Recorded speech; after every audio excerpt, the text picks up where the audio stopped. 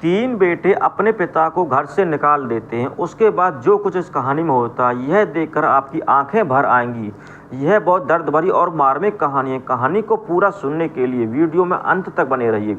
Video को like कीजिए, channel को सब्सक्राइब कीजिए ताकि मेरा हौसला बढ़ता रहे। नमस्कार दोस्तों, स्वागत है आपका हमारे यूट्यूब चैनल में। दोस्तों, एक गाँव में तीन बेटे होते हैं। वे अपने पिता के साथ अपने परिवार में हंसी खुशी रहते हैं। उन तीनों बेटों की मां का देहांत काफ़ी समय पहले हो गया था। अब पिता अकेला ही रहता था। धीरे धीरे पिता बूढ़ा होने लगता है और वह बीमार रहने लगता है, और बीमारी के कारण उसके जो बच्चे होते हैं उनको अपने पिता की बीमारी बोझ लगने लगती है, क्योंकि ये वही पिता होता है जिन्होंने अपनी जवानी के समय में खूब सारा पैसा कमाया था, खूब प्रॉपर्टी इकट्ठा की थी अपने बच्चों के लिए। आज वही बच्चे होते हैं, उन्हीं बच्चों को अपने पिता की बीमारी बोझ लगने लगती है। वे अपने पिता को बीमार होने के होने के साथ डॉक्टर को नहीं दिखाते और नहीं उसको अच्छे से देखभाल करते। खाना पीना भी अच्छे से नहीं देते थे।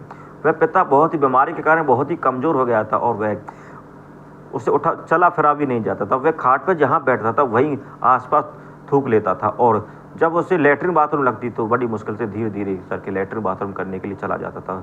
कई बार तो बाथरूम खाट से नीचे उतर के ही कर देता था। अब वह इस बात को देखकर तीनों बेटे बहुत परेशान हो जाते हैं। वो कहते हैं कि पिता ने तो हमारे घर में गंदगी फैला रखी है और हमारा जीना बुरा हाल कर रखा है।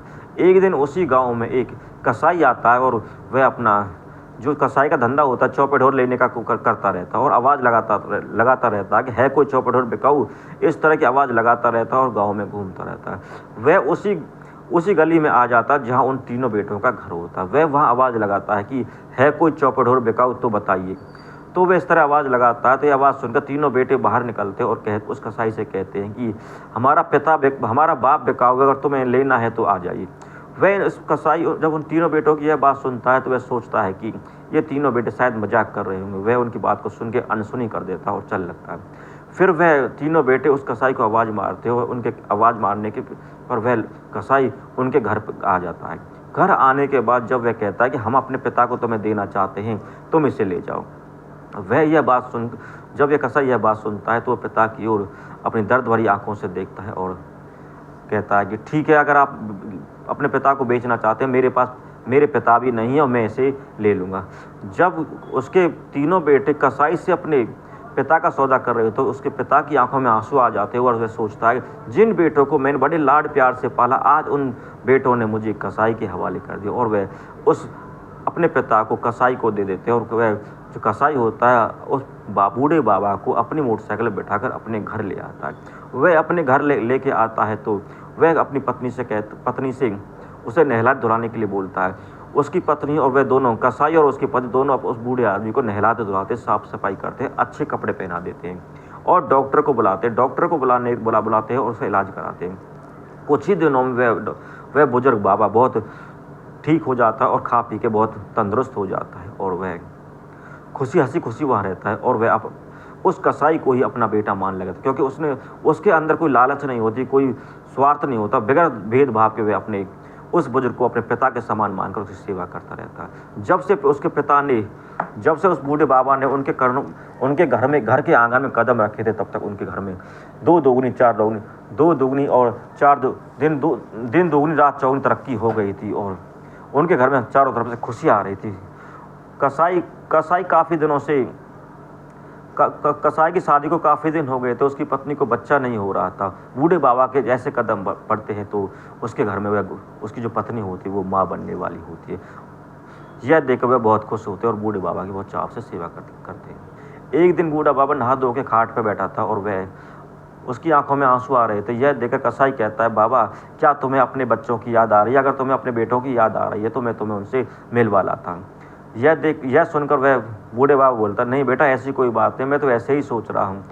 तो जब वह कसाई से कहता, बेटा तुमने मेरी बहुत सेवा की, कल हमें कोर्ट में चलना और तहसील में जाके वहाँ मुझे थोड़ा काम है, वहाँ ले चलना है।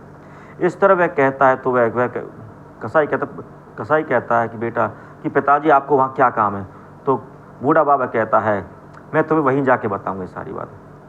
आप जब तहसील में चले जाते हो, तहसील में जाके वो जो बुजुर्ग बाबा होता है उसमें जो प्रॉपर्टी होती है वो सारी प्रॉपर्टी उस कसाई के नाम कर देता है। उसका जो 600 गज में उसका मकान होता है, उस मकान को बूढ़े कसाई के नाम कर देता है, और 3-4 किले होते हैं, उन 3-4 किलों को भी वह कसाई के नाम कर देता है। और कोर्ट से पुलिस स्टेशन जाता है, पुलिस स्टेशन से 2-3 हवलदारों को लेता है और पुलिस वाले को लेता है और अपने बेटों के पास जाता है और बेटों को कहता है कि तुम्हें, ये मेरा घर है, तुम इस घर से निकल जाओ। वह अपने बेटों को अपने 600 गज के जो प्लॉट में जो घर बना हुआ था उससे अपने बेटों बहुओं को निकाल देता है और उस घर में उस अपने कसाई बेटे के साथ वहाँ रहने लगता है। इस पर वह जो कसाई बेटा होता वह कहता, बाबूजी मुझे आपका इस पैसा प्रॉपर्टी के लिए मैंने आपकी सेवा नहीं की थी, मुझे ये नहीं चाहिए, मुझे तो आप चाहिए।